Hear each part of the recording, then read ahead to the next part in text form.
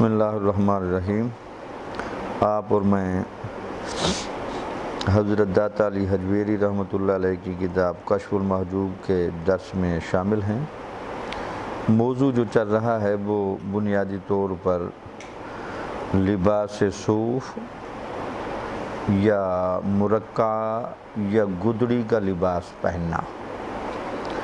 حضور داتا صاحب رحمۃ اللہ علیہ کا بڑا خوبصورت اسلوب ہے کہ اگرچہ بات تو پھر ایک لباس پہننے کی چل رہی ہے، لیکن اس کے ساتھ وابستہ تمام روحانی کیفیات اور احوال آپ ساتھ ساتھ بیان کرتے جاتے ہیں۔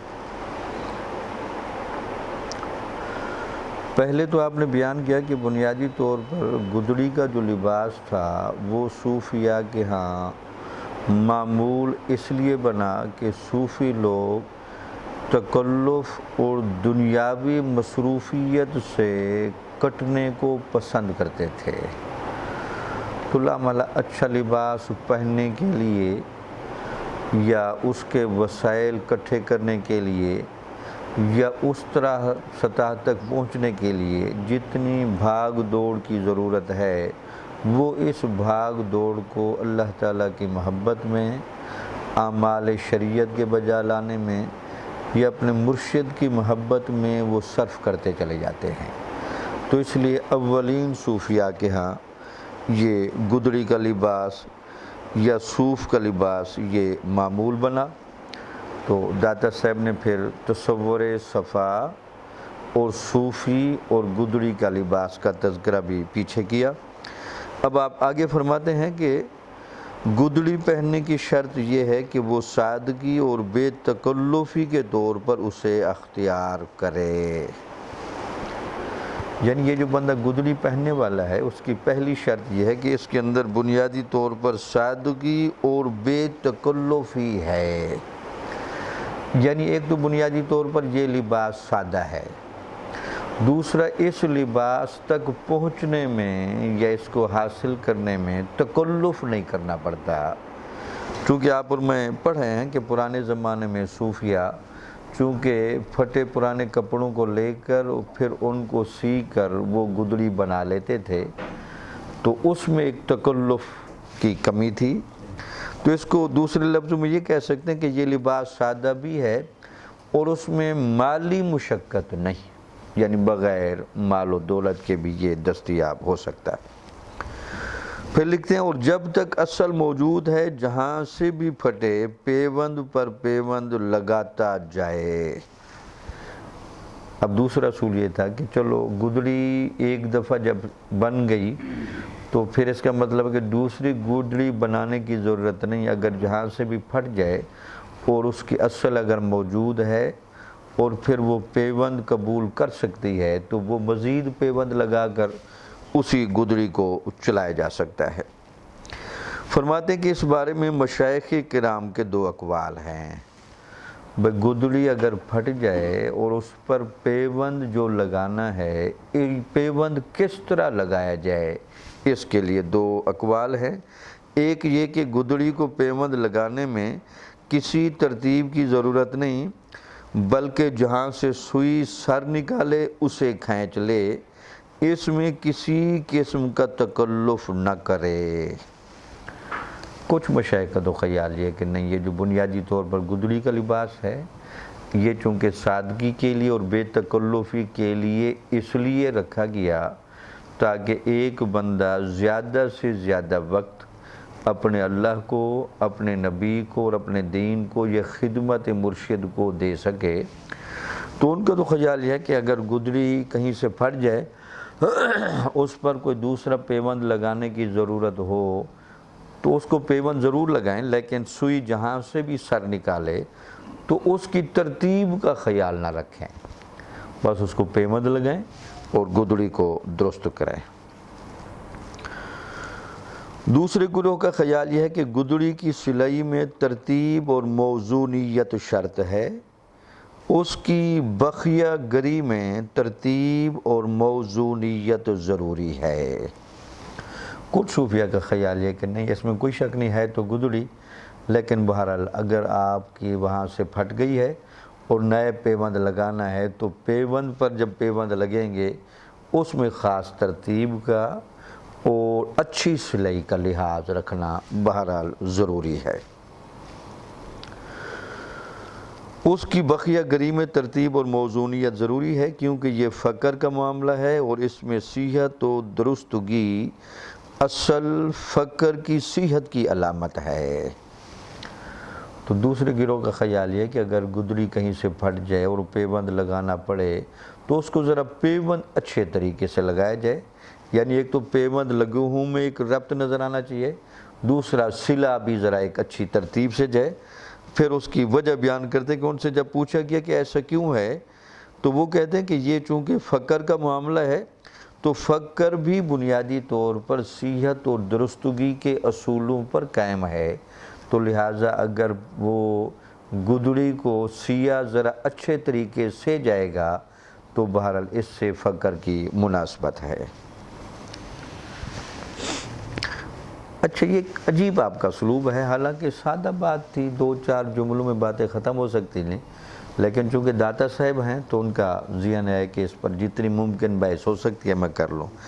اب آپ ایک مذاکرہ بیان کرتے ہیں کہ کسی بزرگ کے ساتھ، خود فرماتے ہیں کہ میں علی بن عثمان الجلابی کہتا ہوں کہ میں نے شیخ المشائخ ابو القاسم گرگانی رحمۃ اللہ علیہ سے توس میں پوچھا کہ درویش کے لیے وہ کم از کم کون سی چیز ہے جس کو اختیار کرنے کے بعد اس پر فقر کا لفظ درست قرار پا سکتا ہے۔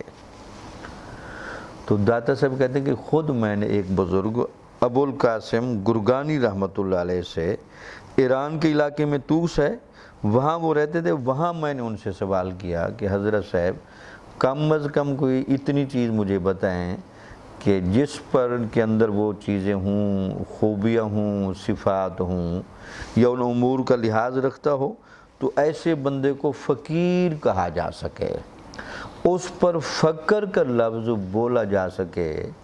تو داتا صاحب سائل ہیں، ابو القاسم گرگانی رحمۃ اللہ علیہ سے وہ جواب مانگ رہے ہیں، تو آپ نے فرمایا وہ 3 چیزیں ہیں، ان سے کم نہیں۔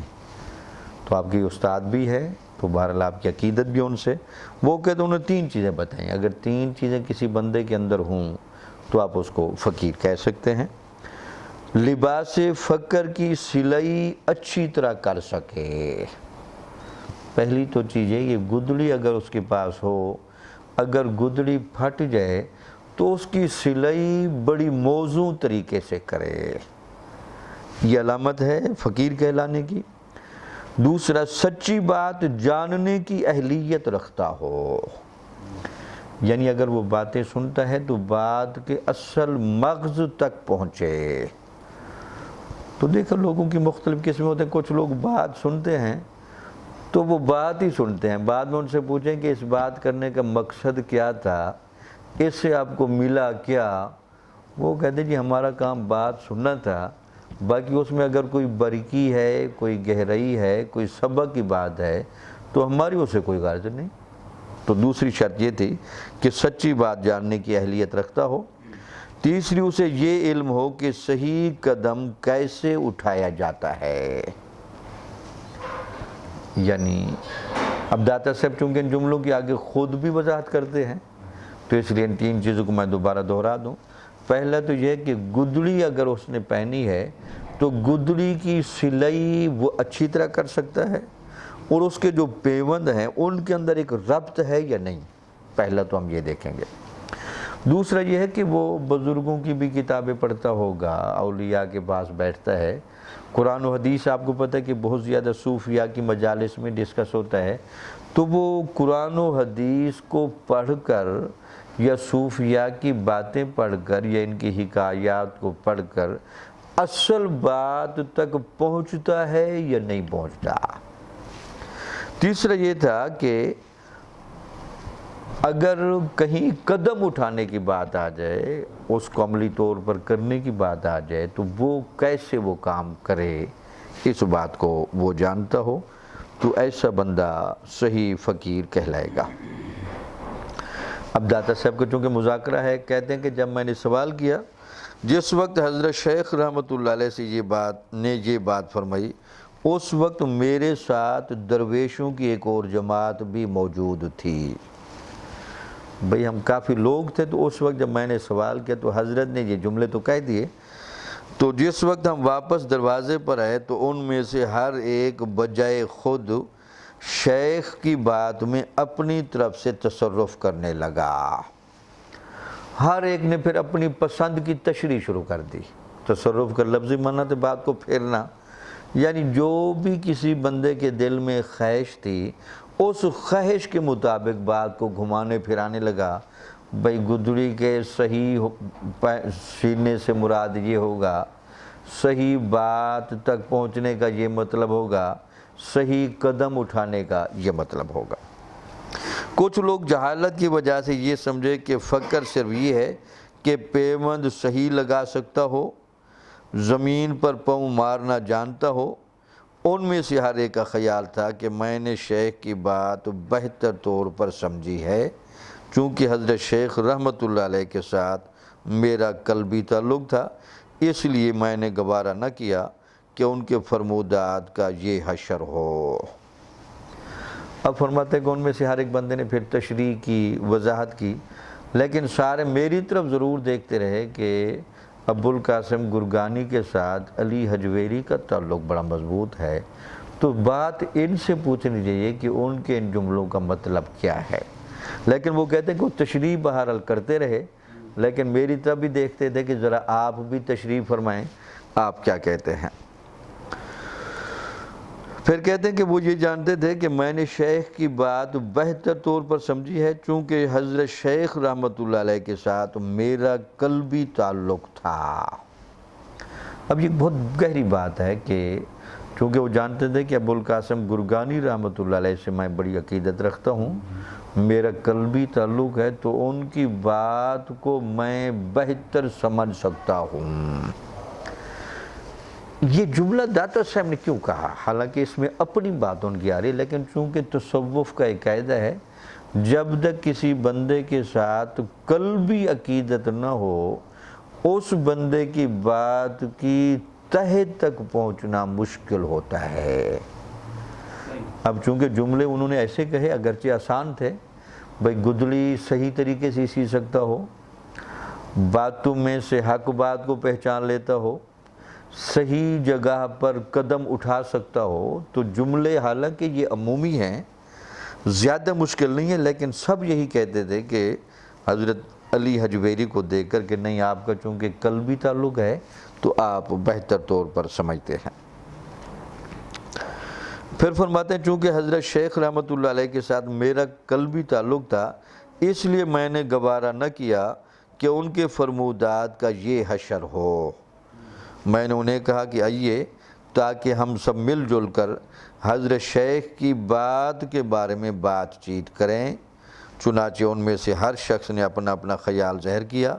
جب میری باری آئی تو میں نے کہا۔ اچھا، یہ ایک تعلیم و تعلم کا بہت گہرا اسلوب ہے۔ اب حالانکہ آپ کہہ سکتے تھے یار آپ سارے چپ رہے ہیں، چونکہ حضرت شیخ کی باتوں کو آپ جانتے نہیں، اپنی طرف سے مطالب نہ بیان کریں۔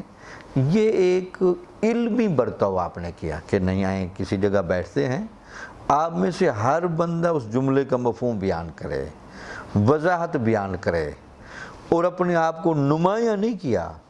پر چلو ٹھیک ہے، میرے بارے میں آپ کی رائے ٹھیک ہے، میں بھی بیان کروں گا، لیکن پہلے آپ کے ذہن میں، دل میں جو کچھ بھی آ رہا ہے وہ وضاحت کر دیں، تاکہ میں آخر میں پھر فیصلہ بھی کروں گا اور بات کروں گا۔ چنانچہ ان میں سے ہر شخص نے اپنا اپنا خیال ظاہر کیا۔ جب میری باری آئی تو میں نے کہا، اچھے پیوند سے مراد وہ پیوند ہے جو فقر کے لیے لگایا جائے، نہ کہ زیب و زینت کے لیے۔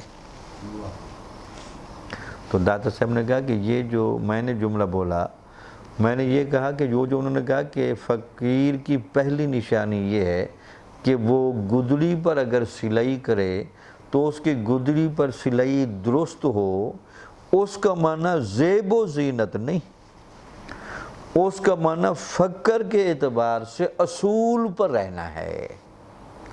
یعنی وہ پیوند موضوع لگا رہا ہے، اس کی صلح اچھی کر رہا ہے۔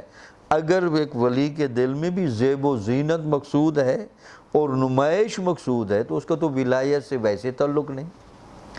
تو آپ نے کہا یہاں غلطی سے یہ نہ سمجھ لینا کہ پیوند اگر صحیح طریقے سے لگایا جائے گا، موضوع طریقے سے لگایا جائے گا تو وہ زیب و زینت کے لیے نہیں، وہ بھی فقر کے ساتھ مطابقت کے لیے ہوگا، کیونکہ فقر بھی ایک درستگی کو اور صحت کو مانتا ہے۔ تو اس لحاظ سے پیوند صحیح طریقے سے لگایا جائے۔ اچھے پیوند سے مراد وہ پیوند ہے جو فقر کے لیے لگایا جائے، نہ کہ زیب و زینت کے لیے۔ جو پیوند فقر کی خاطر لگایا جاتا ہے وہ درست ہے، اگرچہ بظاہر بے ترتیب کیوں نہ ہو۔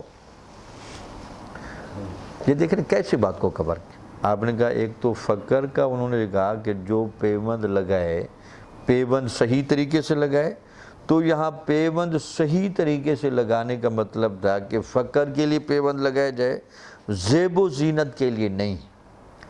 ہاں اگر فقر کی خامد پیوند صحیح نہ بھی لگے تب بھی چونکہ نیت فقر کی ہے تو بے ترتیبہ پیوند بھی وہاں درست قرار پائے گا۔ تو گویا کہ اگر میں اس کو 3 جملے بنا دوں، یعنی ایک جگہ پیوند لگایا جائے موضوع اور پیوند زیب و زینت کے لیے لگایا جائے، اس کو آپ نے رد کرنا۔ پیوند صحیح لگایا جائے، موضوع لگے لیکن وہ فقر کے لیے لگایا جائے، اس کو آپ نے درست کیا۔ ہاں اگر فقر کی خاطر پیوند لگایا جائے، ترتیب نہ رہے، تب بھی تصوف میں وہ قابل قبول ہے۔ تو لہٰذا وہ پیوند جس میں درستگی ہو اور اس میں زیب و زینت اگر آ گئی تو یہ فقر کے مقام سے اور ولایت کے مقام سے وہ بندہ گر جائے گا۔ ایک تو آپ نے اس کی یہ وضاحت فرمائی۔ آپ کہتے ہیں کہ جو پیوند فقر کی خاطر لگایا جاتا ہے وہ درست ہے، اگرچہ بظاہر بے ترتیب کیوں نہ ہو۔ اچھا، دوسری جو بات تھی کہ وہ سچی بات جاننے کی اہلیت رکھتا ہو، اس کی وضاحت داتا صاحب کی سنیں۔ سچی بات سننے سے مراد یہ ہے کہ جو حال اور واقعے کے مطابق کانوں سے سنے، نہ کہ اپنی خواہش اور پسندیدگی کے لیے۔ یعنی جو بندہ بات کو اس لیے سن رہا ہے تاکہ اس بات میں بعد میں ڈھل جائے، یا یہ بات اس کے حال کے مناسب ہو، یعنی وہ بات اس لیے سن رہا ہے تاکہ یہ جب بات سے اچھی بات مجھے ملے گی، کوئی سبق والی بات ملے گی، تو بعد میں نے اپنے آپ کو اس کے مطابق ڈھالنا ہے۔ یہ نہیں کہ علم بطور چسکا کے یا علم بطور صرف معلومات کے نہیں، بلکہ علم بطور واقعہ کے اور علم بطور حال کے۔ اچھا، آپ حیران ہوں گے، یہاں ذرا اشارہ میں کر دوں۔ اب ہر بزرگ کی اپنی ترتیب ہوتی ہے۔ اب عارف المعارف میں ہم دوسری بحث پڑھ لیں، اس میں انہوں نے لکھا ہے کہ صوفیہ کا دوسرا قاعدہ وہ ہے حسن استماع، وہ بات کو غور سے بڑا سنتے ہیں۔ تو آپ نے دیکھا قرآن مجید میں بھی ہے کہ جب قرآن مجید پڑھا جائے تو چپ رہو اور اس کو غور سے سنو، تاکہ قرآن کے اندر جو پیغام ہے وہ تمہیں پہنچ سکے۔ تو یہاں داتا صاحب بھی وہی بات کر رہے ہیں کہ جو بندہ حال اپنا بدلنا چاہتا ہے، تبدیلی چاہتا ہے اور قلبی اعتبار سے روحانی مزاج ہے، وہ سچی بات کو سن سکتا ہے۔ لیکن جو بندہ تبدیلی نہیں چاہتا، بدلنا نہیں چاہتا، روحانی مزاج نہیں، وہ قرآن و حدیث کو کیوں نہ پڑھتا رہے، اولیاء کے واقعات کیوں نہ پڑھتا رہے، وہ اس بات کی گہرائی میں نہیں اتر سکے گا۔ تو سچی بات سننے کی جو اہلیت رکھتا ہے وہ یا تو پہلے صوفی ہوگا، ولی ہوگا، یا اگر صوفی اور ولی نہیں ہوگا تو اپنے باطن میں اتنا گہرا جذبہ ضرور رکھتا ہے کہ وہ بتائی ہوئی بات پر عمل پیرا ہو سکے۔ پھر فرماتے ہیں اگرچہ بظاہر اچھا سچی بات سننے سے مراد یہ ہے کہ جو حال اور واقعے کے مطابق کانوں سے سنے، نہ کہ اپنی خواہش اور پسندیدگی کے لیے۔ وہ آواز حقیقت زندگی یعنی روح سے سنے، نہ کہ عقل سے۔ اب یہاں بنیادی طور پر تو بات وہی سننے کی چل رہی ہے، تو اس میں ایک قاعدہ تو یہ بتایا کہ وہ سنے تو حال سے سنے، واقعے سے سنے، پھر وہ روح سے سنے، یعنی یہ اس بندے کے روحانی مزاج ہونے کی طرف اشارہ ہے، یعنی وہ آواز یعنی حق کی آواز کو روح سے سنے، نہ کہ عقل سے، یعنی دو جات۔ یعنی جب وہ حق بات کو سنے تو وہ بندہ حال اور واقعے کے مطابق سنے، یا پھر اپنی روح سے سنے، عقل سے نہیں، خواہشات کی بنیاد پر نہیں، مفادات کی بنیاد پر نہیں۔ جو بندہ بات کو اس طریقے سے سنتا ہے تو داتا صاحب رحمۃ اللہ علیہ فرما رہے ہیں وہ بات سے حق بات کی پکڑ کر لے گا، بھئی یہ جو پوری بات ہوئی ہے اس پوری بات میں میرے لیے کیا پیغام ہے۔ اچھا فرماتے ہیں کہ پاؤں زمین پر ٹھیک ٹھیک رکھنے سے مراد یہ ہے کہ قدم عالم وجد میں اٹھایا جائے، کھیل تماشے کی خاطر نہیں۔ یعنی اب وہ قاعدہ لکھ رہے ہیں کہ یہاں جو ایک صوفی نے قدم اٹھانا ہے تو ٹھیک ٹھیک زمین پر قدم رکھنے سے مراد یہ ہے کہ قدم حالت وجد میں اٹھایا جائے، کھیل تماشے میں نہیں۔ یعنی مقصد یہ ہے کہ جو فقیر ہوگا بنیادی طور پر اس کے اوپر حالت وجد طاری ہوگی۔ اب جب حالت وجد طاری ہوگی تو وجد کی حالت کا جذبہ پہلے ہونا ضروری ہے، پھر بعد میں پاؤں حرکت کرے، بعد میں پاؤں کا حرکت کرنا۔ اچھا بہرحال صوفیہ کے مختلف مشارب رہے ہیں۔ کچھ صوفیہ تواجد کے قائل ہیں کہ آپ پر اگر وجد کی حالت طاری نہیں ہوئی تو آپ ذرا از خود ایسی حرکات و سکنات کرنے کی کوشش کریں جس سے تواجد بنے، پھر ہو سکتا ہے کہ تواجد پر پھر مزید غلبہ ہوتا چلا جائے تو تواجد سے وجد آئے۔ لیکن داتا صاحب رحمۃ اللہ علیہ یا سلسلہ جنیدیہ کے جو محتاط بزرگ ہیں وہ اس رائے کے قائل نہیں، وہ تواجد سے روکتے، وہ کہتے ہیں نا۔ اب ہو سکتا ہے جی اس میں چونکہ یہ صوفیہ محتاط ہوتے ہیں، چونکہ بعض اوقات ایک بندہ تواجد میں پوری زندگی رہ سکتا ہے، ہو سکتا ہے تواجد سے وجد نہ آئے، لیکن چونکہ کبھی کبھی تواجد سے وجد آ بھی جاتا ہے تو لہٰذا وہاں دونوں صورتیں ہو سکتی ہیں، تو محتاط بزرگ اس کے قائل نہیں، وہ کہتے ہیں نہیں تواجد کی اجازت نہیں۔ ہاں جذب یا گہری روحانی کیفیت یا عشق کی کیفیت اب دل و دماغ میں اتنی مچلنے لگی ہے کہ اب ضبط کو یارہ نہیں اور ضبط نہیں ہو سکتا تو وہ پھر وجد کی اجازت دیتے ہیں، تب بھی وہ وجد کو چیک کرتے ہیں کہ کتنا اچھلتا ہے اور پاؤں زمین پر کیسے رکھتا ہے۔ اگر ان کو پتہ چلے کہ نہیں وجد تو ہے، کیفیت عشق ہے، لیکن کیفیت عشق سے زیادہ وجود کی حرکات و سکنات ہو گئی ہیں تو وہ بھی کہتے ہیں کہ اس میں غیر محتاط رویہ شامل ہو گیا ہے، تو لہٰذا اس بندے پر بھی فقر کا لفظ نہیں بولا جائے گا۔ تو جو داتا صاحب رحمۃ اللہ علیہ کی اس تشریح کو بھی کوئی بندہ اگر غور سے پڑھ لے تو ان کی علمیت کا، ان کی روحانیت کا اور ان کی تصوف کے مسائل کو بریک بینی سے سمجھنے کا اندازہ وہ بندہ لگا سکتا ہے کہ کس انداز سے وہ تصوف کو دیکھتے تھے۔ اچھا دیکھ لیں، بات بنیادی طور پر گدڑی پہننے کی چل رہی ہے، لیکن اس گدڑی پہننے کی ایک بات میں کتنے اعلیٰ مضامین، روحانیت والی چیزیں داتا صاحب رحمۃ اللہ علیہ اس پورے واقعے میں لے آئے ہیں۔ تو اب کوئی اگر بزرگ یہ کہے کہ صوفیاء کا تعلق یہ حق بات سمجھنے سے نہیں ہوتا، یا صوفیاء کے ہاں وجد و رقص کرنے کے باقاعدہ اصول نہیں ہیں، اور اس بارے میں تصوف کے اندر جو ایک آزادی یا اس طرح کے مظاہر کہیں نظر آتے ہیں، تو داتا صاحب ان کو درس دے رہے ہیں کہ نہیں، ایسی چیزوں سے پرہیز کرنا چاہیے۔ ہاں، وجد اس وقت کرنے کی اجازت ہے جب ایک بندے سے گہری عشقی اور روحانی کیفیت کنٹرول نہیں ہو رہی، تب بھی وجد اتنا کرے جتنی وجد اس کی اجازت دیتا ہے۔ اچھا، ذرا واقعہ خوبصورت ہے، ذرا میں سنا دوں۔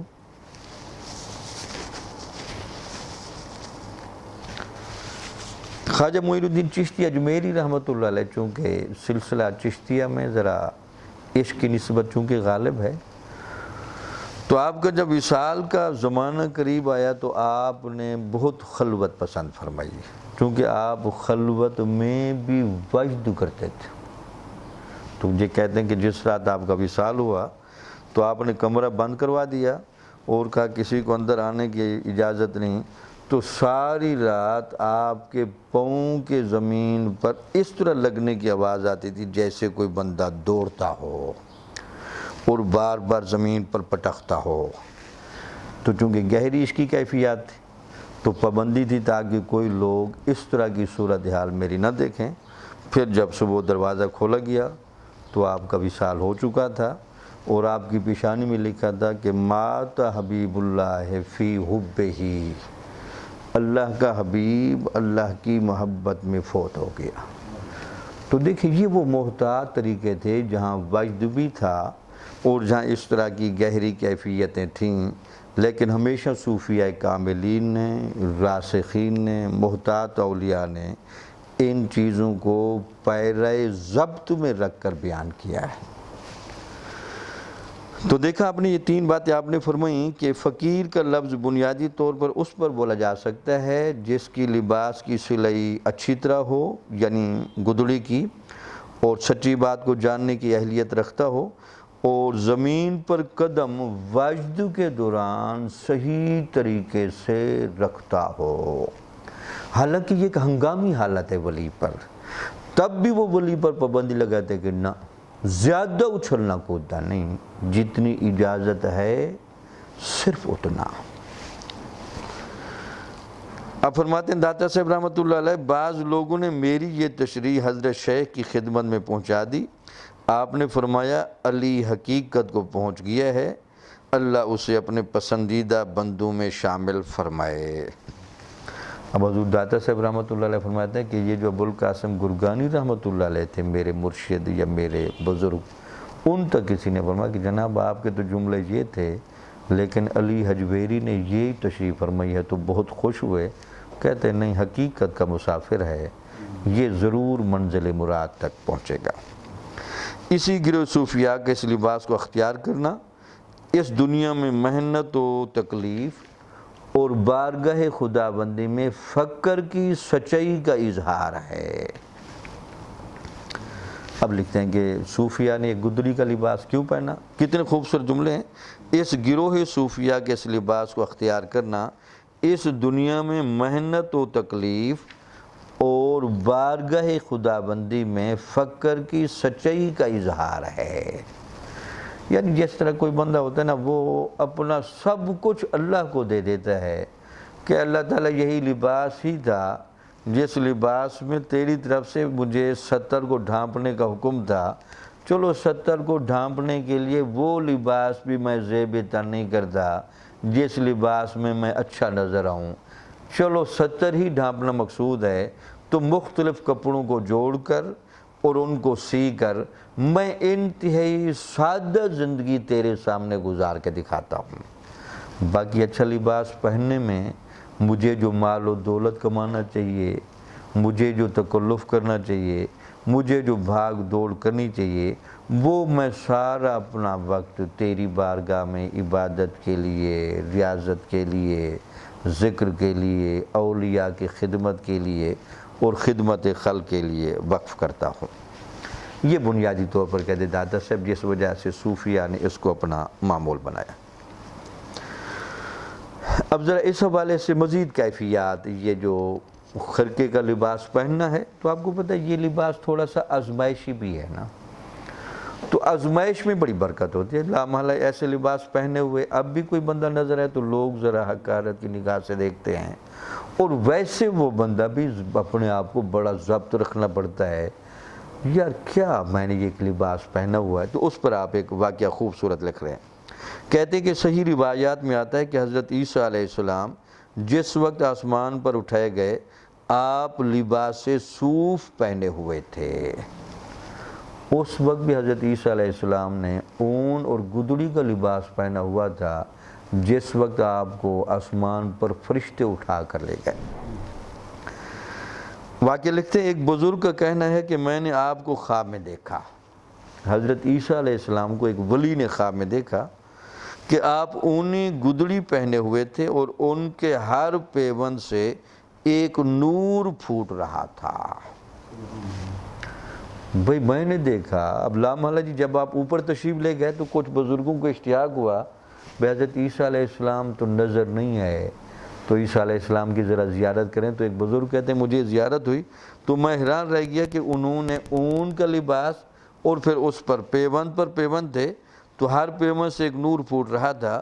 میں نے عرض کیا یا حضرت آپ کے کپڑوں پر یہ کیسے انوار ہیں، یہ کپڑوں سے نور نکل رہا ہے، یہ کیسے آ گیا؟ چلو آپ کے وجود سے نور نکلے، آپ کے چہرے سے نکلے، آپ کے ہاتھوں سے، قدمین مبارک سے، جہاں جہاں وجود پر کپڑا نہیں، چلو یہ تو سمجھ میں آتا ہے کہ آپ نبی ہیں، اولو العزم رسول ہیں، تو یہ تو ہم مانتے ہیں، لیکن آپ کے کپڑوں سے اتنی نورانی کیفیت اور وہ بھی پیود والی جگہوں سے، اس کی حضرت صاحب کیا وجہ ہے؟ اور اس کے ہر پیوند سے ایک نور پھوٹ رہا ہے۔ میں نے عرض کیا یا حضرت آپ کے کپڑوں پر یہ کیسے انوار ہیں؟ آپ نے فرمایا یہ میرے اس اضطرار اور بے قراری کے انوار ہیں جو میں بوقت ضرورت اپنے لباس کی بخیہ گری کے وقت برداشت کرتا تھا۔ تو آپ نے فرمایا کہ جن پیوندوں سے نور نکل رہے ہیں نا، کہ یہ جب مجھے پیوند خود لگانا پڑتے تھے تو مجھے بڑی تکلیف ہوتی تھی، مجھے جو اضطرار ہوا، جو بے قراری ہوئی، جو مجھے صبر کی کیفیت میں رہنا پڑا، مشقت برداشت کی، اللہ تعالیٰ نے اس مشقت کا مجھے کیا صلہ دیا؟ پیوند لگ گئے، لیکن ان پیوندوں سے اللہ تعالیٰ کے انوار و تجلیات میرے وجود سے ہوتے ہوئے نکلتے ہوئے لوگ دیکھتے تھے۔ یہ میرے اس اضطرار و بے قراری کے انوار ہیں جو میں بوقت ضرورت اپنے لباس کی بخیہ گری کے وقت برداشت کرتا تھا۔ اللہ تعالیٰ نے پیوند کاری کے دوران میری رنج و تکلیف کے ایک ایک لمحے کو نور میں تبدیل کر دیا ہے۔ تو جتنی دیر میں نے وہ پیوند لگایا، وہ پیوند لگ گیا، اللہ تعالیٰ کو جو اس دوران مجھے تکلیف ہوئی، جو اس دوران میرے اوپر رنج کی کیفیت ہوئی، یا اس دوران جو صبر و شکر کی کیفیت میں رہا، اللہ تعالیٰ نے ان پیوند کی جگہوں میں انوار بھر دیے۔ اب دیکھنا ان انوار کی کیا کیفیت ہے۔ تو لباس تو بنائیہ لٹاتے ہیں، یہ تو واقعہ بیان کیا قرآن نے، لباس انوار الہی کی تجلیات کا نظارہ کراتے ہیں، یہ واقعہ بیان کیا داتا علی حجویری نے۔ حضرت یعقوب علیہ السلام کی آنکھیں جب چلی گئی تھیں تو حضرت یوسف علیہ السلام نے اپنا قمیض بھیجا قاصد کے ذریعے، قرآن کا بیان ہے۔ پھر وہ قمیض حضرت یعقوب علیہ السلام کی آنکھوں سے لگائی گئیں تو یوسف علیہ السلام کا قمیض حضرت یعقوب علیہ السلام کی بینائی کو لے کر آیا۔ لیکن داتا صاحب کہنے حضرت عیسیٰ علیہ السلام کے وہ جو گدڑی پر پیوند لگے ہوئے تھے ان پر انوار الہیہ کی تجلیات ہوتی تھی، تو ہر بندہ دیکھتا تھا۔ یہ وہ وجوہات ہیں، داتا سے فرماتے ہیں کہ متقدمین صوفیاء کو جب ان چیزوں کا اندازہ لگا، بھئی گدڑی پہننے سے اور گدڑی پر پیوند لگانے سے انوار الہیہ ملتی ہیں، تو پھر آپ نے اس کو بیان کیا تو اس کو معمول بنایا۔ آپ نے دیکھا، اب یہ اس واقعے کو یاد رکھ، شروع میں ایک حدیث چونکہ آپ دے تھے اس کو میں ساتھ ملا لوں۔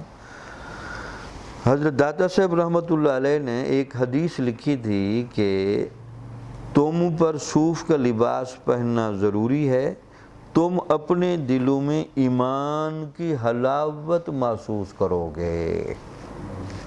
تو لا محالہ جو بندہ حضرت عیسیٰ علیہ السلام کی جس نے زیارت کی تو حضرت عیسیٰ علیہ السلام کے گدلی پر لگے ہوئے پیوندوں سے انوار الہیہ دیکھیں، تو جس نے دیکھی تو اس کو تو ایمان کی حلاوت محسوس ہوئی۔ تو وہاں بھی اسی کے بنیادی طور پر عکاسی تھی اور اسی کی طرف اشارہ تھا۔ اچھا، پھر عجیب انداز ہے صوفیاء کا طریقہ کار۔ اب ہو سکتا ہے کہ آج کے زمانے میں شاید بعض لوگوں کے لیے اور پھر ان لوگوں کے لیے جن کی تصوف کے ساتھ مناسبت نہیں، شاید اس طرح کی باتوں میں شاید ان کے ہاں یہ ہو کہ یار یہ تو من گھڑت ہیں، تو ان کو علم ہونا چاہیے کہ یہ من گھڑت اس لیے نہیں کہ ان کو حضرت داتا علی حجویری جیسے راسخ عالم، مفسر، محدث، فقیہ اور جلیل القدر ولی بیان کر رہے ہیں۔ اس کے لیے داتا صاحب سے بڑھ کر اب ہمارے پاس کوئی حوالہ نہیں، داتا صاحب ان چیزوں کو بیان کر رہے ہیں اور اپنی کتاب میں جگہ دی۔ اگلا واقعہ ذرا اس سے بھی عجیب ہے۔ کہتے کہ میں نے مابراء النہر میں ملامتیوں کے ایک بزرگ کو دیکھا کہ وہ کوئی ایسی چیز نہ تو کھاتے اور نہ پہنتے جو عام انسانوں کے کام کی ہوتی ہیں۔ ان کی خوراک وہ چیزیں تھیں جنہیں لوگ پھینک دیتے، جیسے باسی ساگ کے پتے، گلے سڑے کدوں اور خراب شدہ گاجریں اور ایسی دوسری چیزیں۔ اسی طرح لباس کے لیے راستے سے چھوٹی چھوٹی لیریں چنتے، انہیں صاف دھو کر خرقہ بناتے اور اسی سے نماز ادا فرماتے۔ اب داتا صاحب کہتے ہیں ہم نے تو ایسے بزرگوں کو دیکھا ہے۔ اب کوئی کہہ سکتا ہے کہ یہ بزرگ ایسا کیوں کرتے تھے؟ تو اس حدیث کو ہمیشہ ذہن میں رکھیں، من کان اللہ کان اللہ لہو۔ یہ بنیادی طور پر ایسے اولیاء اپنی زندگی کا ایک ایک لمحہ اور ایک ایک سانس اللہ تعالیٰ کے لیے وقف کر دیتے ہیں۔ اب اللہ تعالیٰ کی شان فیاضی آ جائے تو غیب کے خزانے کھول دے۔ اگر اللہ تعالیٰ خود پسند کرے کہ غیب کے خزانے میں نے نہیں کھولے، تب بھی ان اولیاء کے ہاں بے صبری کی کیفیت نظر نہیں آئی۔ تو کہتے تھے کہ میں اس بزرگ کو جانتا ہوں، داتا صاحب رحمۃ اللہ علیہ فرماتے ہیں کہ وہ بس اپنی جھونپڑی سے اتنی دیر کے لیے نکلتے تھے تاکہ اس طرح کی کوئی چیز ان کو مل جائے جس سے کھا کر اپنی بقا کر لیں، یا تھوڑی دیر گھوم پھر کر مختلف جگہوں پر پڑے ہوئے کپڑے اٹھا لیتے، ان کو صاف دھوتے اور ان کو سی کر اپنی گدری بناتے۔ تو اپنی بقائے جان کے لیے اور اپنی بقائے یعنی ستر عورت کے لیے یہ سامان کرتے تھے۔ باقی ان کا کام ہر وقت اس جھونپڑی میں بیٹھ کر یا اس غار میں بیٹھ کر یا جنگل میں بیٹھ کر اللہ کی عبادت کرنا ہوتا تھا۔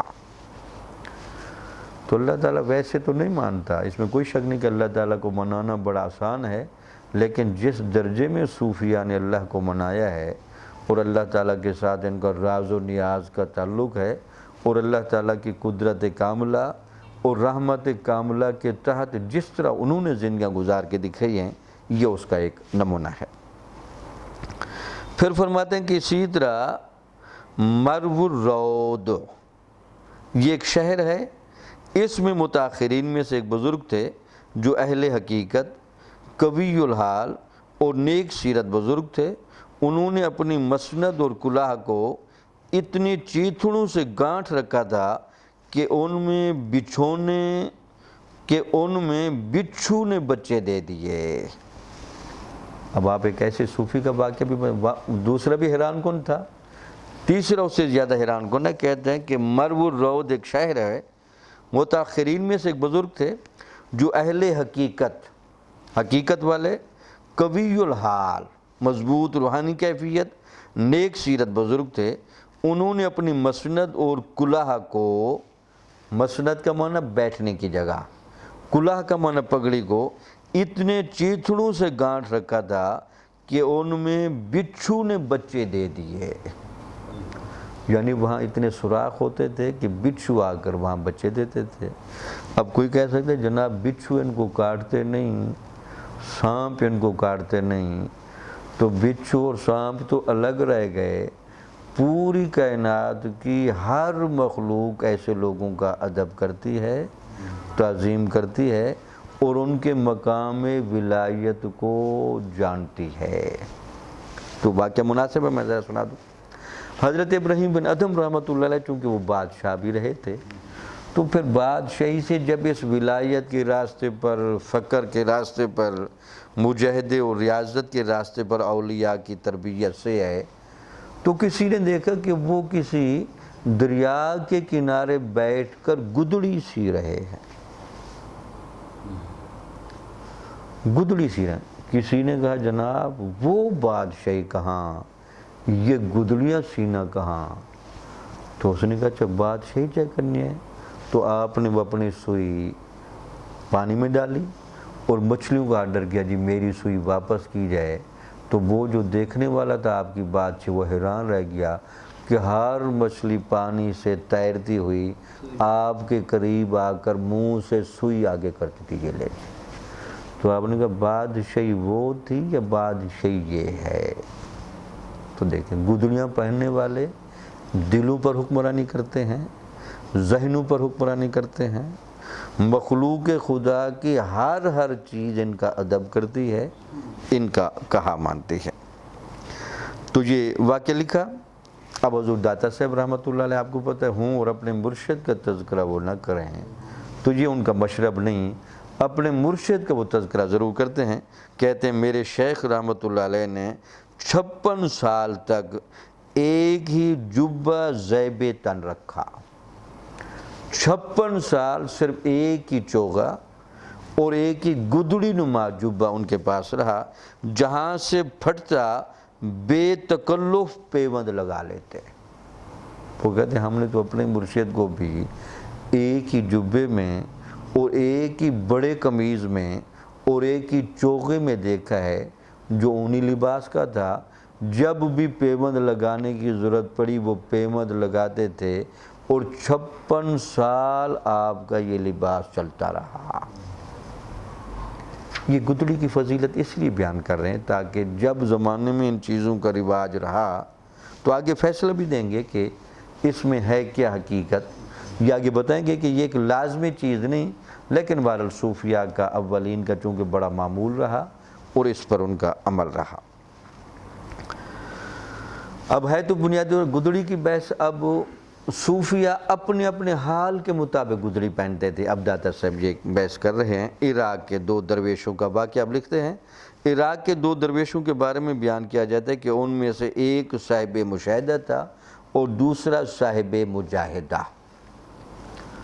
وہی جو انصاری صاحب خوبصورت بات کر رہے تھے، صاحب مشاہدہ وہ ہوتا ہے جس کو حال سے گزار کر مشاہدے میں لائیں، اور صاحب مجاہدہ وہ ہوتا ہے جس سے محنت پہلے کروائیں پھر حال دے دیں۔ عام طور پر یہ 4 اصطلاحیں بولی جاتی ہیں، میں بول دوں۔ پہلے ہوتا ہے سلوک، پھر ہوتا ہے جذب، اس اعتبار سے 4 قسمیں کرتے ہیں۔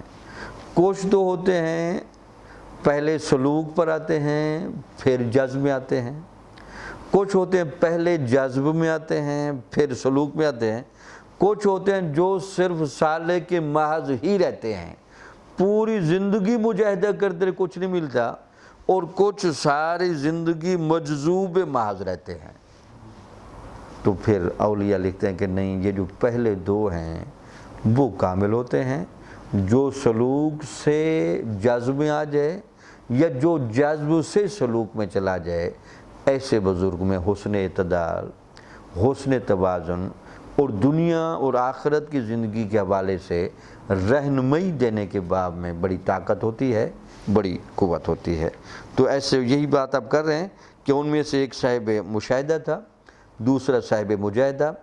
صاحب مشاہدہ درویش ساری زندگی اپنا لباس ان لیروں اور ٹکڑوں سے بناتا رہا جو سماع کے وقت وجد کی حالت میں درویشوں کے لباس سے گر جاتے ہیں۔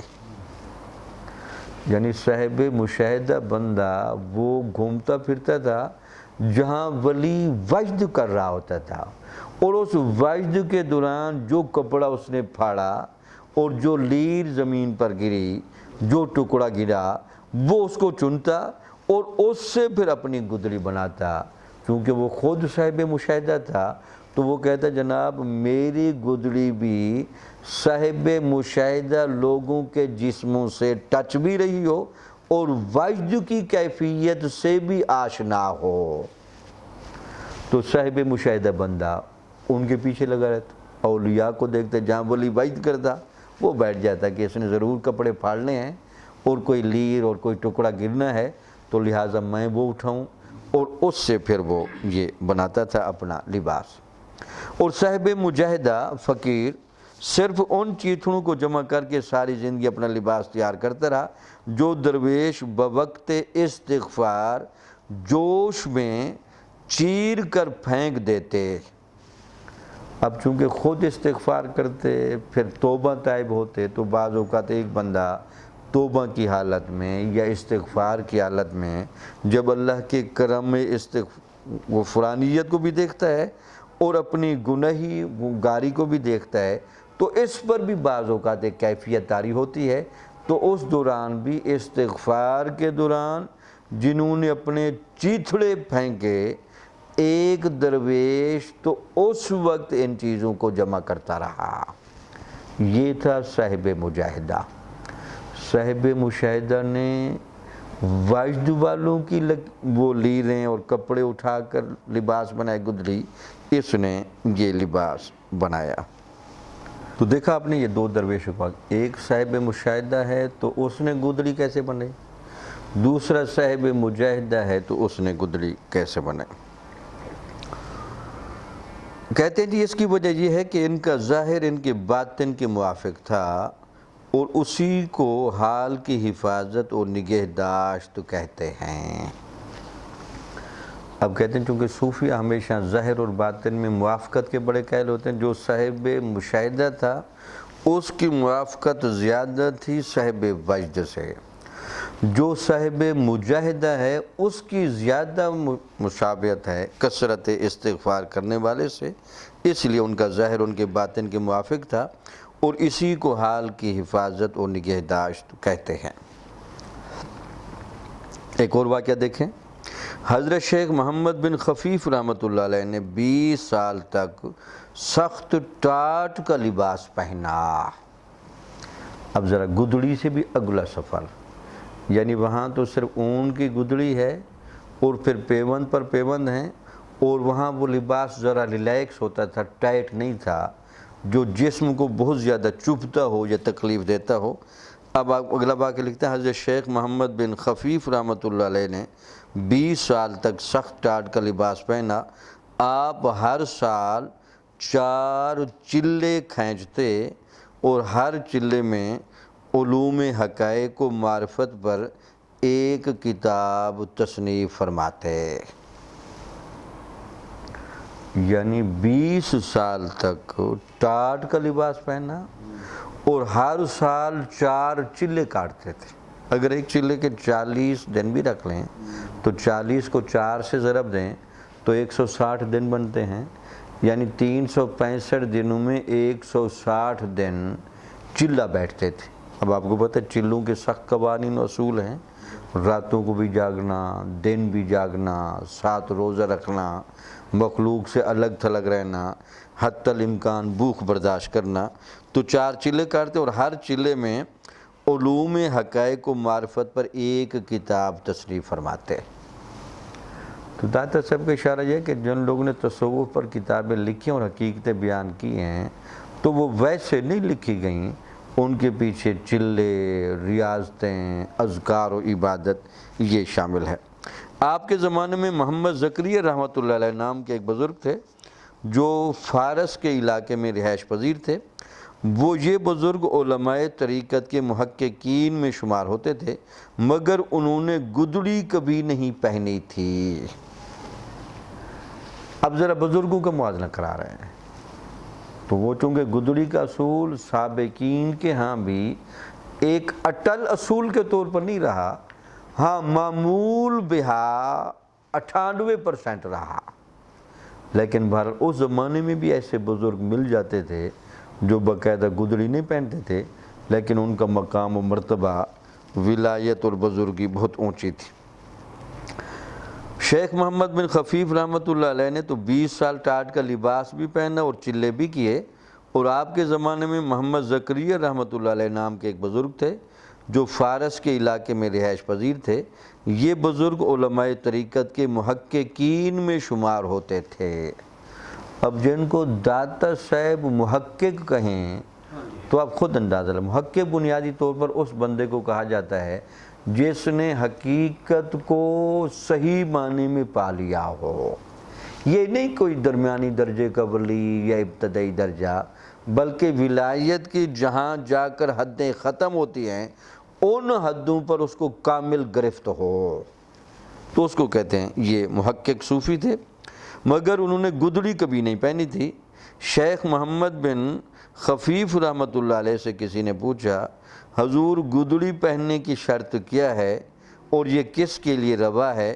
آپ نے فرمایا گدڑی پہننے کی شرط وہی ہے جو محمد زکریا رحمۃ اللہ علیہ اپنے سفید پیراہن میں پوری کر رہے ہیں، اور سچی بات یہ ہے کہ اس کا پہننا بھی انہی کو سجدہ ہے۔ تو آپ نے فرمایا کہ یہ گدڑی پہننا ایک تو ظاہری عمل ہے، اس کا تو صحیح معنی میں اس بندے پر سجنا درست بنتا ہے جو باطن سے بھی گدڑی پہنے ہوئے ہو، یعنی جس کا باطن بھی تمام علائق اور تعلقات سے کٹ کر مائیت الہی اور ربط الہی اور محبت الہی میں اتنا پختہ ہو چکا ہو۔ جس نے باطن میں گدڑی پہنی ہوئی ہے اس کو ظاہر میں گدڑی پہنی چاہیے۔ تو دیکھنے میں حضرت زکریا رحمۃ اللہ علیہ جن کا تذکرہ ہو رہا ہے، یہ دیکھنے میں تو سفید لباس پہنتے تھے، دیکھنے میں اچھا لباس پہنتے تھے، لیکن ان کے دل کی کیفیت وہی تھی جو گدڑی پہننے والوں کی تھی۔ اس لیے آپ نے اس کی اجازت دی کہ گدڑی کا لباس جو پہننا چاہے اس کی بھی اجازت ہے، جو گدڑی کا لباس نہیں پہنتے رہے وہ بھی محققین میں اور کاملین میں سے ہو گزرے ہیں۔ اب داتا صاحب اپنے زمانے کی بات کرتے ہیں کہ ہم جس زمانے میں ہوئے اب کیا حالات ہیں۔ کہتے ہیں کہ اب اکثر صوفیاء نے یہ لباس ترک کر دیا ہے، تو خود بھی اپنا کہتے ہیں کہ میں بھی اس مشرب کا نہیں تھا، تو اپنا بھی بیان کریں گے۔ اکثر صوفیاء نے اب گدڑی کا لباس پہننا چھوڑ دیا، یہ داتا صاحب کے زمانے میں۔ تو آپ کا زمانہ چونکہ 465 سے لے کر یہ 465 یا 60 میں آپ کا وصال ہے، تو آپ اندازہ لگا سکتے ہیں کہ یہ پہلے والے بزرگوں کے معمولات میں کثرت سے رہی، بعد میں مشائخ نے اس لباس کو چھوڑ دیا۔ وجہ بھی لکھتے ہیں کہ چھوڑا کیوں۔ اب اکثر صوفیاء نے یہ لباس ترک کر دیا، اس کی وجہ یہ ہے کہ یہ لباس راہ طریقت کے لیے شرط نہیں ہے۔ کچھ ہوتی چیزیں شرط، جیسے وضو نماز کے لیے شرط ہے، کچھ چیزیں شرط کے درجے میں نہیں ہوتی، فائدہ زیادہ ہوتا ہے۔ اب ہو سکتا ہے کہ خوشگوار ماحول میں نماز پڑھنا یہ ہے تو اچھا، لیکن اگر کسی جگہ خوشگوار ماحول نہ ملے اور خوشگوار ماحول کے بغیر بھی نماز پڑھ لی جائے تو اس میں جیسے کوئی حرج نہیں۔ تو گدڑی کا اگر کوئی لباس پہن لے تو ظاہراً گدڑی اور باطناً خالص ربط الہی ہے، تو ظاہر و باطن میں بڑی مطابقت۔ وہ بندہ ظاہر میں بھی کٹا ہوا ہے، بندہ باطن میں بھی کٹا ہوا ہے، تو لیکن اصل چیز چونکہ باطن میں کٹنا ہے اور باطن میں صحیح معنی میں اللہ کا، اللہ کے رسول کا یا اللہ کے دین کا ہو کر رہنا ہے۔ اگر باطن میں ٹھیک ہو جائے، ظاہر میں لباس میں اونچ نیچ ہو بھی جائے، تو صوفیہ چونکہ ان چیزوں کو تجربہ کرتے رہے ہیں، تو گدڑی پہننے والے جہاں اونچے مقامات پر پہنچے وہاں گدڑی پہننے والے بھی نہیں پہنچے، تو ان کا کلیئر ہوا کہ یہ شرط اضافی ہے، یہ شرط اصلی نہیں۔ تو اس لیے آپ نے بولا کہ اس کی وجہ یہ ہے کہ یہ لباس راہ طریقت کے لیے شرط نہیں ہے، اور اس دور میں پشم کا لباس کم پہننے کی دو وجوہات ہیں۔ ایک یہ کہ پشم مشکوک ہو گئی ہے، یہ جو لباس پہنتے تھے اون کا، یہ مشکوک زیادہ ہو گیا ہے، اور وہ اس طرح کے جانور چوری چکاری لوٹ مار میں ایک جگہ سے دوسری جگہ آتے جاتے رہتے ہیں۔ دوسرا یہ کہ بدعتیوں کی ایک جماعت نے بھی اونی لباس پہننا شروع کر دیا ہے، اور اہل بدعت کی مخالفت ضروری ہے، چاہے اس سے خلاف سنت کیوں نہ ہو رہا ہو۔ آپ نے فرمایا کہ دو وجوہات بن گئے۔ ایک وجہ تو یہ بن گئی کہ یہ جو اون کا لباس ہے، پشم کا جو لباس ہے، تو آپ اور میں نے پیچھے پڑھا کہ یہ جو بنیادی طور پر جو جانور کی کھال تھی نا، اسی کو دباغا جاتا تھا، اور اس کے بعد اوپر سے جو بال ہوتے ہیں انہی کو لے کر یہ ایک لباس بنتا تھا، تو اسی کو یہ اونی لباس کہتے تھے۔ اب کہتے چونکہ جانوروں کی چوری بڑی ہو رہی ہے، تو صوفیہ تو چوری والا لباس نہیں پہنتے، تو ان کو جب پتہ چلا کہ یہ جو گدڑی بنے گی ملے گی یا ہم خود بنائیں گے، وہ جس لباس کی بنتی ہے وہ مشکوک ہے۔ دوسری وجہ یہ کہ بہت سارے لوگوں نے جب دیکھا کہ گدڑی پہننے والے لوگ بطور ولی کے بڑے مشہور ہو گئے ہیں، اور ان پر بزرگی کا لفظ بولا جا رہا ہے، تو انہوں نے کہا کہ اندر تو بزرگی ہو یا نہ ہو، چلو ظاہری طور پر گدڑی کا لباس پہن کے عوام الناس سے اپنی عزت لے لینا اور عوام الناس کی جیبوں پر ہاتھ ڈال لینا، یہ کافی آسان ہے۔ تو انہوں نے باطنی تبدیلی کی بجائے اس ظاہری ذریعے کو بطور کسب معاش کے اختیار کر لیا۔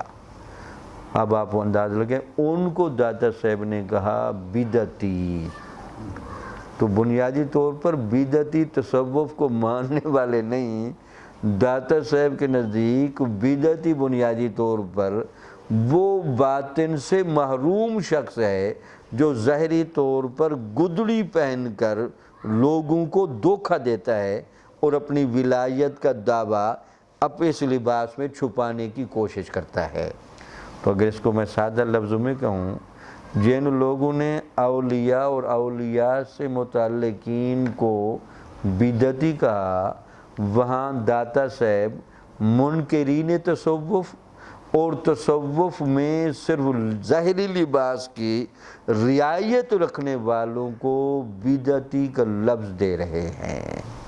تو بدعتی تصوف کو ماننے والا نہیں ہوتا، بدعتی بنیادی طور پر تصوف کا منکر ہوتا ہے، اور بدعتی بنیادی طور پر وہ نام نہاد صوفی ہوتا ہے جس کے باطن میں کچھ نہ ہو، لیکن وہ ظاہری لباس صوفیہ کا اختیار کرے اور اپنے آپ کو صوفی کہلانے کی کوشش کرے۔ دوسری یہ کہ بدعتوں کی ایک جماعت نے بھی اونی لباس پہننا شروع کر دی ہے، اور اہل بدعت کی مخالفت ضروری ہے، چاہے اس سے خلاف سنتی کیوں نہ ہو رہا ہو۔ تو اہل بدعت کی مخالفت کرنی چاہیے۔ تو بعض اوقات اہل بدعت کی مخالفت میں سنتیں بھی چھوڑنی پڑ سکتی ہیں۔ تو شاید میں یہاں مثال دے دوں سمجھانے کے لیے۔ آپ نے دیکھا مصر کے اندر جب حالات بہت زیادہ خراب ہو گئے اور ہر 2 نمبر بندے نے داڑھی رکھنا شروع کر دی، اور وہاں کے ان مذہبی طبقوں نے جو تصوف روحانیت کے بھی منکر تھے، انہوں نے بھی بڑی بڑی داڑھی رکھنا شروع کر دیں، تو وہاں مشائخ اور صوفیاء نے یہ کہا کہ چھوٹی چھوٹی داڑھی رکھو۔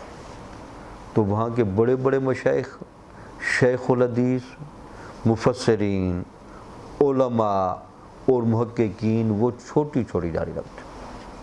کیوں؟ اب داڑھی رکھنا اس میں کوئی شک نہیں، یہ فی نفسی بہت بڑی سنت ہے، اور اس کا قبضہ بر ہونا یہ بڑی مناسبت ہے سنت کے ساتھ۔ تو وہ اس معمول سے اس لیے ہٹنا پڑا چونکہ ہر 2 نمبر بندے نے اس داڑھی کے ذریعے اپنے آپ کو چھپانے کی کوشش کی۔ تو داتا صاحب رحمۃ اللہ علیہ بھی وہی بات کر رہے ہیں کہ جب جاہل لوگوں نے اور نام نہاد اس زمانے کے لوگوں نے یہ گدڑی پہننا شروع کر دی، تو صوفیاء نے گدڑی کا لباس جو ان کے لیے موجب ولایت و روحانیت بنتا تھا اور جس کی ولایت و روحانیت کے ساتھ مناسبت تھی، اس کو انہوں نے چھوڑنے کو ترجیح دی۔ صوفیہ کپڑوں میں پیوند لگانے کے سلسلے میں تکلف برتنے لگے ہیں، اس لیے لوگوں میں ان کی جاہ و منزلت بڑھ گئی ہے۔ اب ہر شخص ان کی نقالی کرنے لگا ہے۔ بظاہر خرقہ پہن لیتے ہیں مگر ان سے اعمال انتہائی نامناسب سرزد ہوتے ہیں۔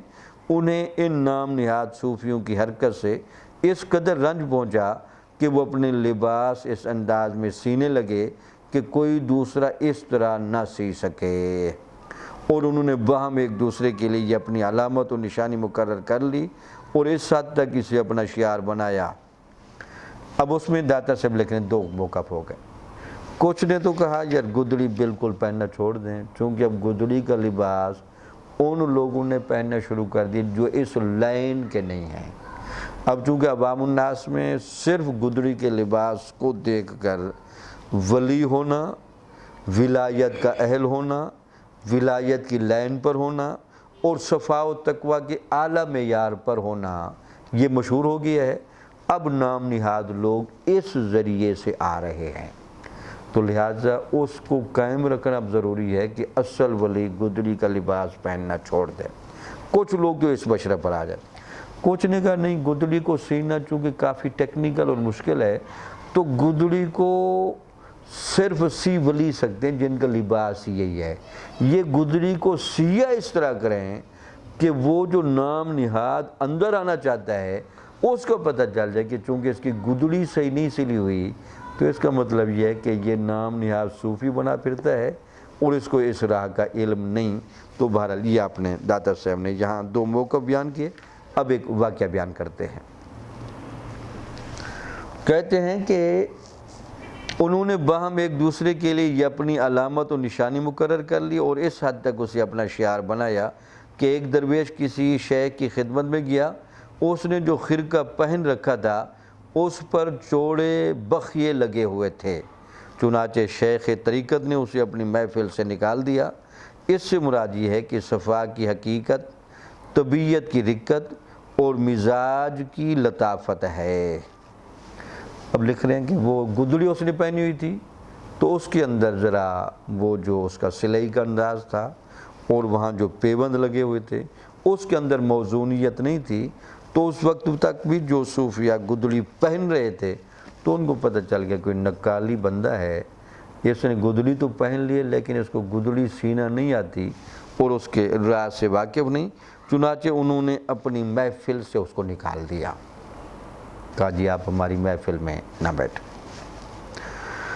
اب داتا صاحب لکھتے ہیں کہ کیوں نکالا، اس کی بنیادی وجہ کیا ہے، تو پھر حقیقت بیان کرتے ہیں کہ اس سے مراد یہ ہے کہ صفا کی حقیقت، چونکہ گدڑی تو بنیادی طور پر ہے تو لباس سے ظاہر، یہ علامت ہے کہ جو بندہ لباس کے باب میں زیب و زینت کا لحاظ نہیں رکھتا، لباس کے باب میں عوام کی ملامت برداشت کر سکتا ہے، لباس کے باب میں تکلف نہیں رکھتا، یہ بندہ ضرور باطن صاف دل ہوگا۔ تو صفائی دل بنیادی طور پر کیا ہے؟ کہتے ہیں اس سے مراد یہ کہ صفا کی حقیقت، طبیعت کی رقت اور مزاج کی لطافت ہے۔ جس بندے کا اگر دل صاف ہو تو گدڑی کا لباس صفائی دل کی علامت تھی، تو اس کے اندر دو چیزیں ہونی چاہیے، ایک تھی طبیعت کے اندر رقت، طبیعت رقیق ہے، کثیف نہیں، طبیعت بھی اندر ٹھوس پن نہیں، لطافت آ گئی ہے، تو مزاج کی لطافت اور طبیعت کی رقت ہے۔ نیک دل اور صاف طبع میں کجیبی نہیں ہوتی، جس طرح ناموزوں شعر طبیعت پسند نہیں کرتی یا کوئی بھی نامناسب کام طبیعت کو اچھا نہیں لگتا۔ اس وجہ سے بعض مشائخ گدڑی کو اگر صحیح سلا ہوا نہ ہو تو ان کو دیکھ کر سمجھتے تھے کہ اگر گدڑی یہ صحیح نہیں سی سکتا تو اس کے باطن کا اللہ اور اس کے رسول کے ساتھ ربط کیسے ٹھیک ہوگا، تو یہ ان کے ہاں علامتیں متعین تھی۔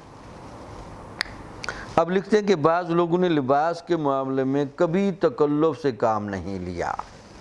اب صوفیہ کے ایک اور مشرب، اب داتا صاحب نے یہ ساری بحث اس لیے کی چونکہ ان سے پہلے گزرے ہوئے مشائخ کے ہاں زیادہ گدڑی کی طرف مائل ہوئے، اس لباس کی کثرت رہی۔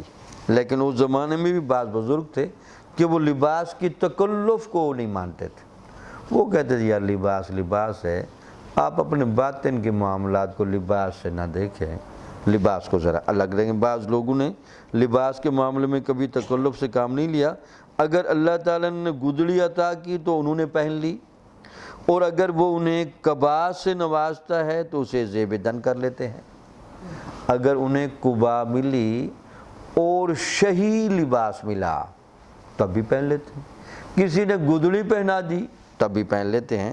تو انہوں نے انہیں گدڑی عطا کی تو انہوں نے پہن لی، اگر انہیں قبا سے نوازتا ہے تو اسے زیب تن کر لیتے ہیں، اور اگر انہیں برہنہ رکھتا ہے تو وہ اس طرح گزارا کرتے ہیں۔ اب یہاں برہنہ سے مراد ایک بات یاد رکھیں، وہ ستر کا ننگا ہونا مراد نہیں ہوگا۔ آپ نے دیکھا کہ اولیاء کی ایک پوری تصویروں میں کچھ مشائخ ایسے بیٹھے ہوتے ہیں کہ جن کا مخصوص ستر کی جگہ کو ڈھانپنے کے علاوہ باقی جسم ننگا ہوتا ہے، تو ایسا بھی مشائخ کا معمول رہا۔ وہ اس دقت اور مشقت کی طرف نہیں گئے کہ لباس کی تلاش میں یا لباس کو پہننے میں یا لباس کی تگ و دو میں ٹائم ضائع کریں، جو اللہ نے پہنا دیا۔ تو یہ تین صورتیں رہیں۔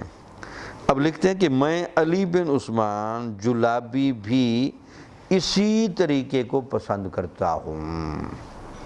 تو داتا صاحب کہتے ہیں میرا بھی مشرب یہی ہے کہ میں ان لباسوں کو ایک اضافی چیز سمجھتا ہوں، اللہ تعالیٰ گدڑی پہنانا چاہے تو وہ بھی پہنی جا سکتی ہے، اگر شہی لباس پہنا ہے وہ بھی پہنا جا سکتا ہے، اگر کسی موقع پر لباس نہ ملے اور تنگی حالات ہوں اس موقع پر بھی بے صبری کا کوئی مظاہرہ نہیں کرنا۔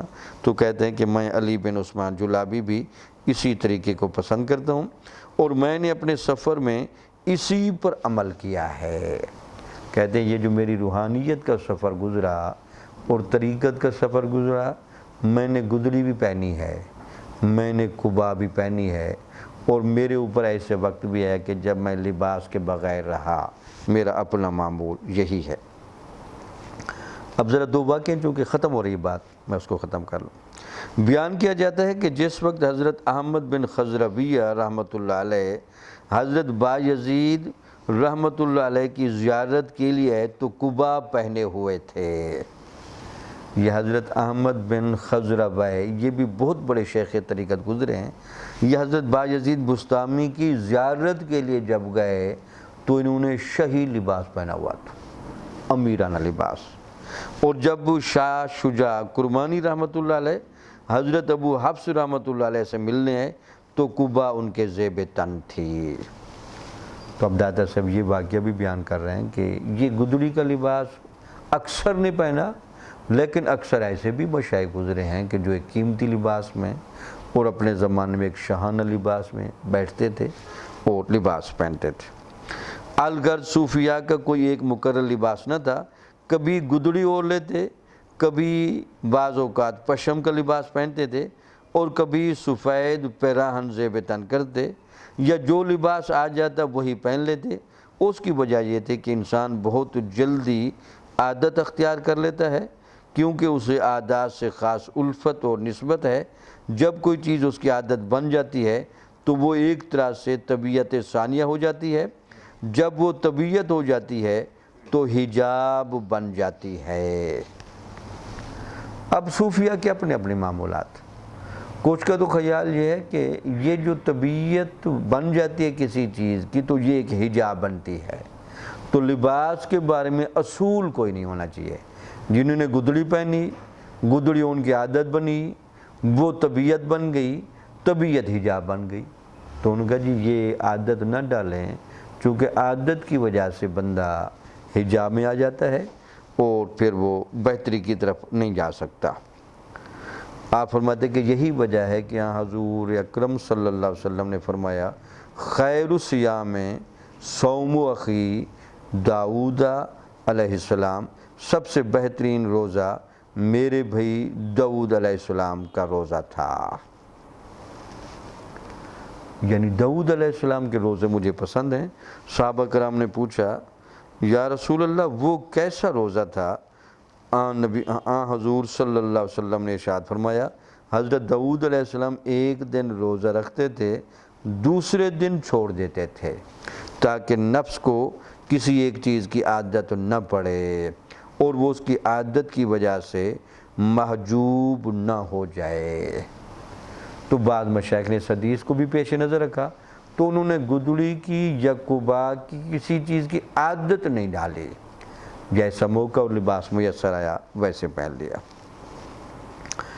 اب فرماتا ہے کہ اس طرز عمل کا بہتر مظاہرہ ہمیں حضرت ابو حامد مروزی رحمۃ اللہ علیہ کی سیرت میں ملتا ہے۔ آپ کو مرید جو کپڑا پہنا دیتے پہن لیتے، اور جب کسی کو اس کپڑے کی ضرورت ہوتی وہ اتار لیتا۔ آپ نہ کپڑا پہنانے والوں سے پوچھے کیوں پہنا رہے ہو، اور نہ اتارنے والوں سے دریافت فرماتے کہ کس لیے اتار رہے ہو۔ اچھا کپڑا پہنا دیا وہ پہن لیا، گدڑی پہنا دی گدڑی پہن لی، اچھا کپڑا کسی نے اتار لیا وہ اتار لیا، کسی نے گدڑی اتار لی تو اتار لی۔ تو داتا صاحب رحمۃ اللہ علیہ فرماتے ہیں کہ مجھے حضرت ابو حامد مروزی رحمۃ اللہ علیہ کی سیرت میں یہ ملتا ہے کہ آپ لباس کو اس طرح کا سمجھتے تھے کہ جس طرح کا مل جائے اس طرح کا پہن لینا چاہیے۔ اب اگلی بحث انشاءاللہ آپ اور میں پڑھیں گے، وہ موضوع ہے صوفیاء کا لباس نیل گون۔ کچھ صوفیاء نیلا لباس بہت زیادہ پہنتے رہے ہیں، وہ نیلا لباس کیوں اختیار کیا، اس کی بنیادی طور پر کیا وجہ ہے؟ تو انشاءاللہ چونکہ یہ بحث کافی لمبی ہے، اللہ تعالیٰ مجھے اور آپ کو ان باتوں کو سمجھنے کی توفیق عطا فرمائے۔ وآخر دعوانا الحمدللہ رب العالمین۔